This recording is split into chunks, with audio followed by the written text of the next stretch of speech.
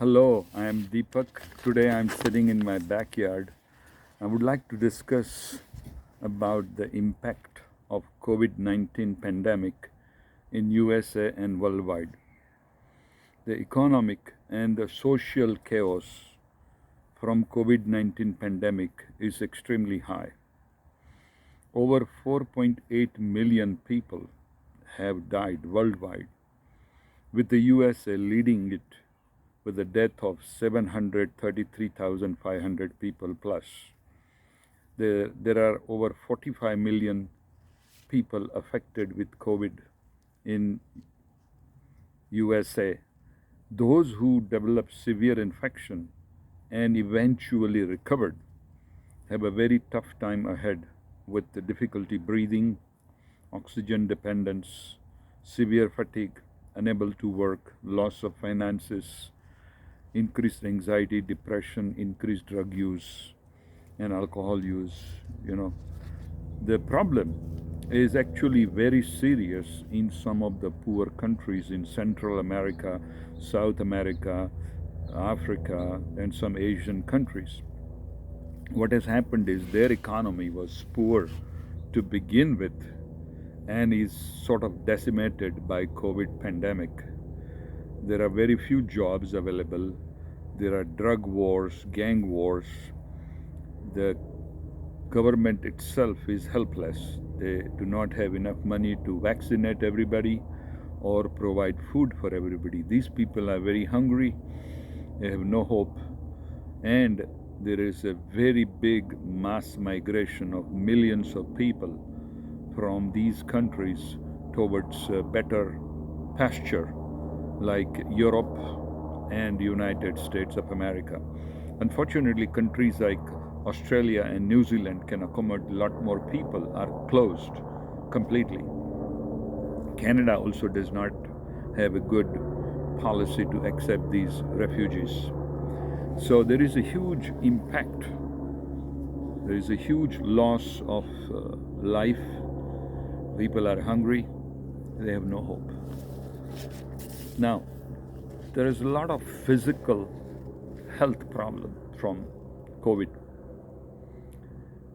especially for those who are already in poor general health. They are overweight, they have high blood pressure, diabetes. Also, African American and Hispanics have much higher incidence of being affected by COVID. All of us are at a risk for COVID infection, especially those who are not vaccinated. These people get sick, they have high rate of complications and death. And as I mentioned before, if they survive, they have a tough time ahead with poor health, financial loss, and inability to work. Very likely they are likely to become homeless.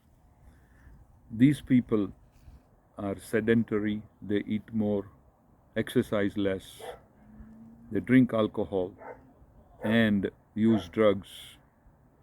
So the blood pressure, diabetes, heart, kidney, and liver problems, and multi-organ failure increase.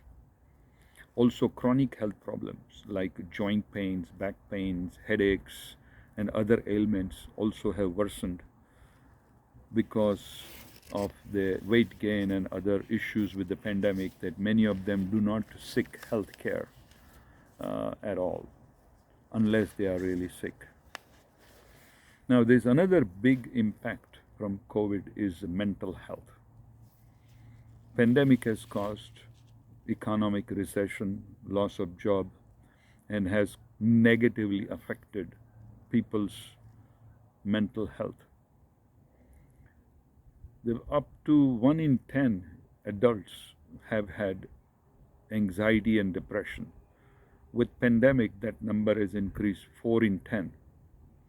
So these people have anxiety, depression, insomnia, they eat more, they drink more, they use drugs more, and they have pain. So they use even more alcohol and pain medications and other drugs. The isolation, from COVID and the job loss has made the mental problem worse. Effect on our youth, you know, closure of higher levels of education, universities, etc., has made the problem worse for these people. They also used to work part time in, say, colleges, in restaurants, and things like that.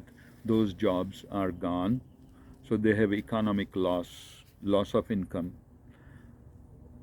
increased anxiety, increased depression, more suicide attempts, or more suicide, and they also start drinking more, you start using drugs more. Adults, especially women with children, are affected dramatically. They have suffered the most.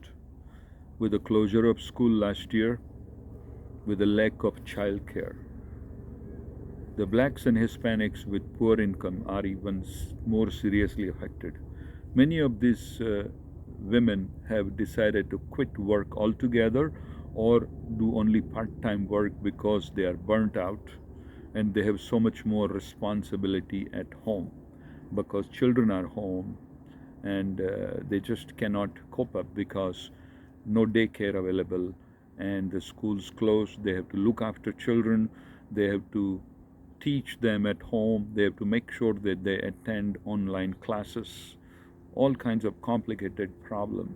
The husband is home, and there are sort of frictions and increased stress because of this.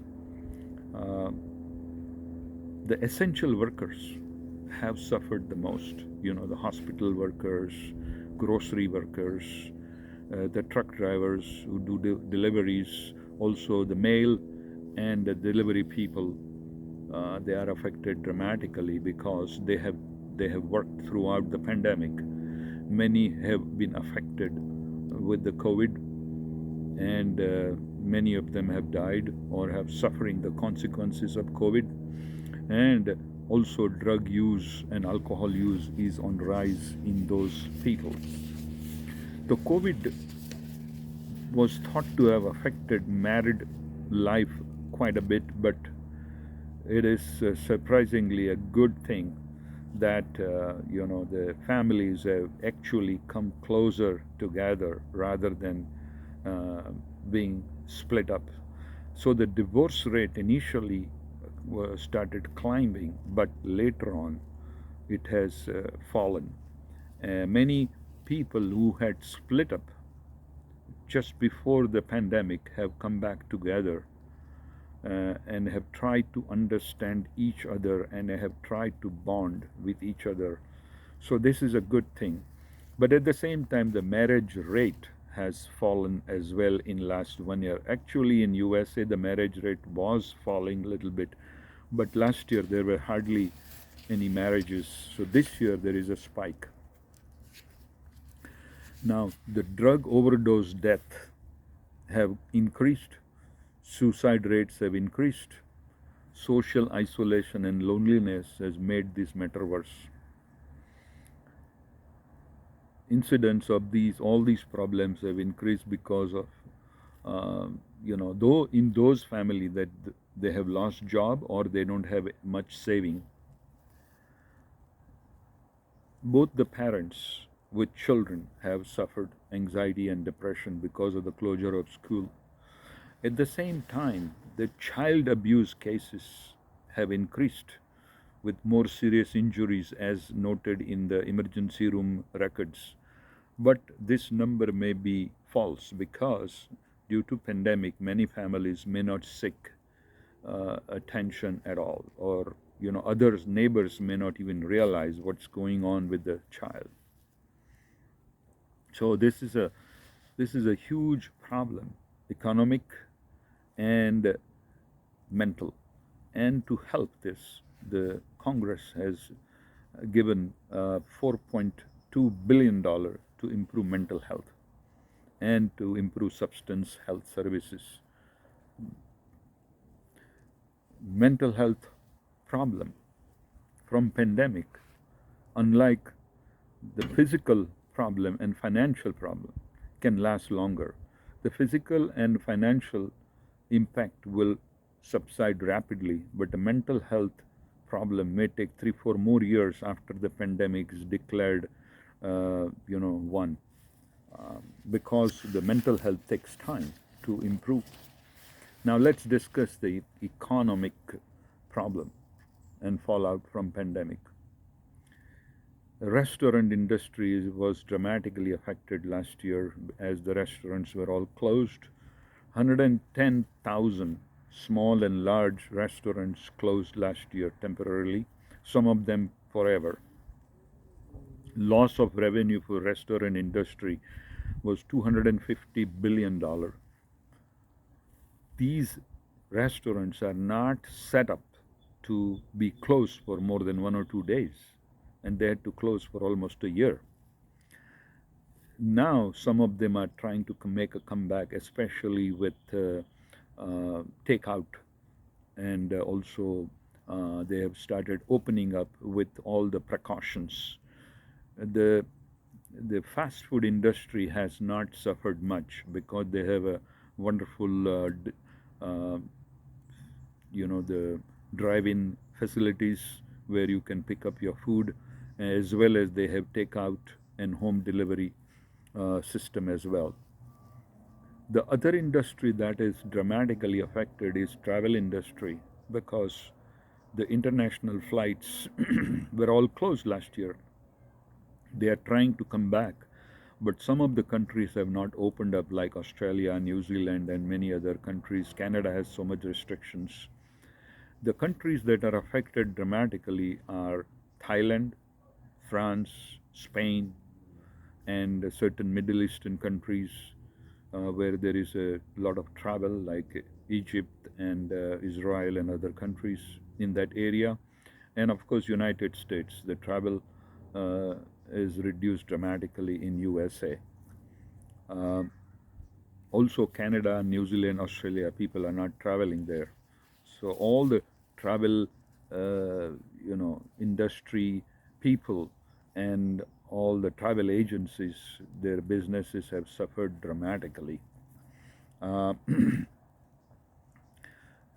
the other industry that is dramatically affected is cruise industry. Cruise industry closed down from last year after pandemic, and they have remained closed for almost 1.5 years. Now I just heard that they're trying to make a comeback, but people are not willing to travel unless everybody is fully vaccinated. You from 500 to 4,000 people traveling together in one ship is quite dangerous, and the spread of infection is very high. So, they have lost $32 billion in last 1 year, 1.5 year.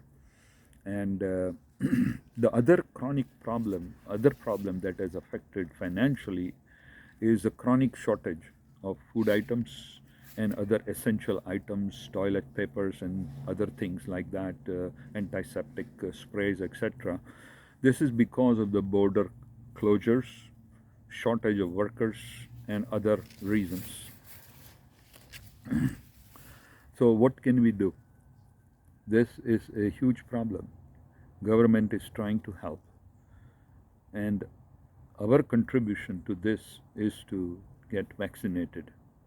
If we all get vaccinated, if we understand why vaccination is important, when everybody or 80-85% is vaccinated, the pandemic can be controlled, and then the better things will come. All the world will open up to travel. All the industries that have suffered will come back. Otherwise, the COVID pandemic will not end unless we get vaccinated. So those who are not believing vaccine, they need to understand that this is very important, that they get vaccinated, improve the public health, and conquer the pandemic. It will be good for them and for everybody. So there should not be any question about not getting vaccinated, not following all the precautions to prevent spread of infection. I hope you will think about this, and I hope that pandemic gets over soon. Thank you very much for listening. This is Deepak.